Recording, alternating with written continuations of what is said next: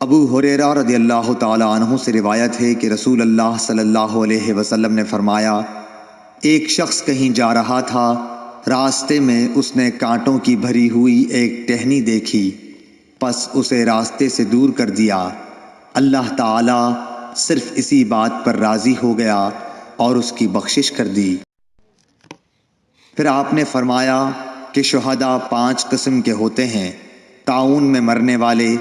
پیٹ کے عارضے ہیضے وغیرہ میں مرنے والے، اور ڈوب کر مرنے والے، اور جو دیوار وغیرہ کسی بھی چیز سے دب کر مر جائے، اور خدا کے راستے میں جہاد کرتے ہوئے شہید ہونے والے۔ اور آپ نے فرمایا کہ اگر لوگوں کو معلوم ہو جائے کہ اذان دینے اور پہلی صف میں شریک ہونے کا ثواب کتنا ہے، اور پھر اس کے سوا کوئی چارہ کار نہ ہو کہ قرعہ ڈالا جائے، تو لوگ ان کے لیے قرعہ ہی ڈالا کریں۔ اور اگر لوگوں کو یہ معلوم ہو جائے کہ ظہر کی نماز کے لیے سویرے جانے میں کیا ثواب ملتا ہے، تو اس کے لیے ایک دوسرے پر سبقت لے جانے کی کوشش کریں۔